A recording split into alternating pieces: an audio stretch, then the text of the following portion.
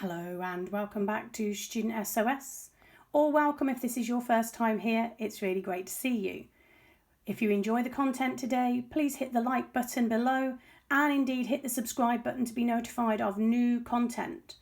We are currently carrying on with Year 12 content in preparation for the Year 13 work, but also we are going to be bringing you 11 plus tips and tricks, BMAT and UCAT tips and tricks for medical school applications, as you should hopefully have booked your UCAT or BMAT test by now, and indeed work for GCSE science students. We focus mostly on A-level at biology and A-level PE.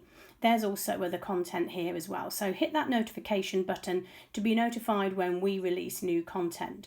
So this afternoon we're going to take a little look at mitosis. Now, there's a few things about mitosis that cause some problems in my experience. The most important is that often the diagrams in the textbooks unfortunately show us pictures using red and blue chromosomes. I deliberately will not be using red and blue chromosomes this afternoon, and I will not be telling you why I won't, because that will just add to the confusion.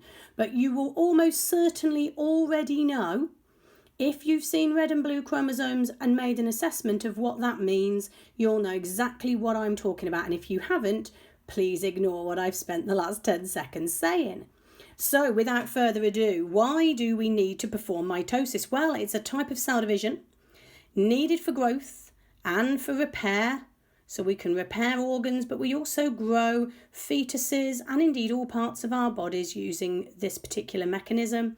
It produces two diploid daughter cells that are genetically identical to the parent cell. This is very important.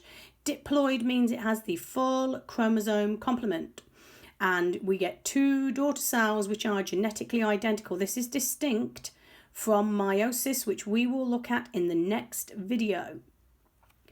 Common to both mitosis and meiosis, however, is that before any cell division occurs, DNA replication must happen.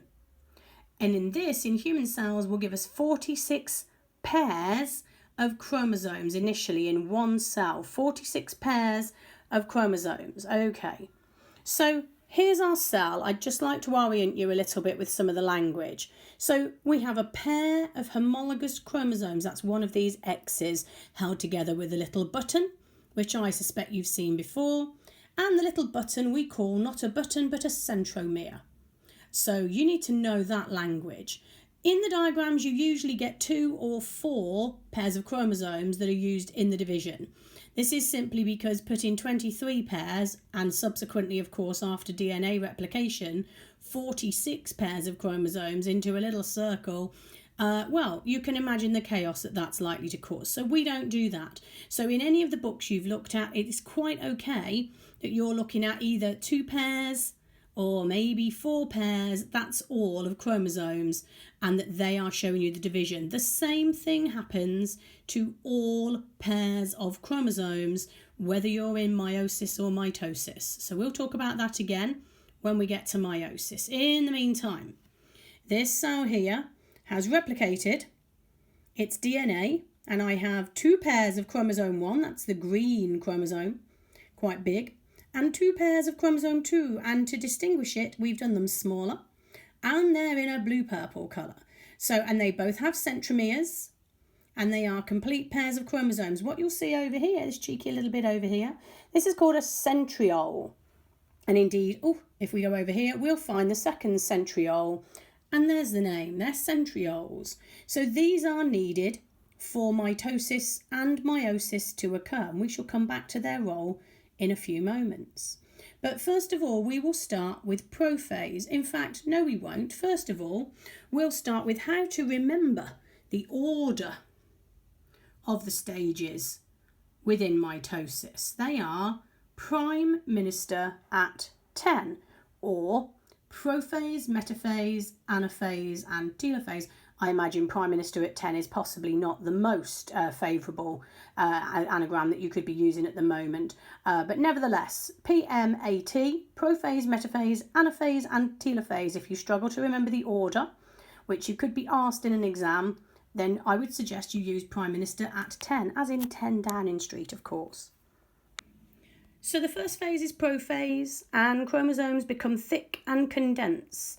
So you can now see them clearly under a microscope.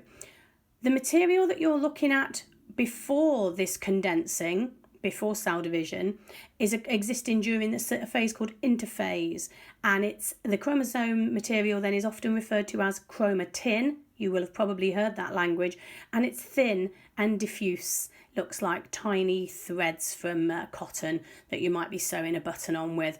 But if you have a look down a microscope at prophase cells, you'll clearly see thick pairs of chromosomes ready to undergo nuclear division. So that's what prophase is. Then we move on to metaphase, and here we are lining up at the midline or the equator. It doesn't matter which language you're used to from your textbooks or your teachers. We line pairs of homologous chromosomes up at the equator or the midline.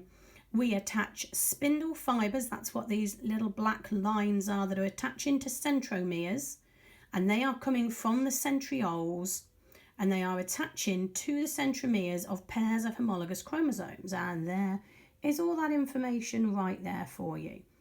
So it's very important. The spindle fibres are made of proteins, and they are built and deconstructed from a huge number of subunits, and in a moment we're going to see what happens when we break them down again. Okay.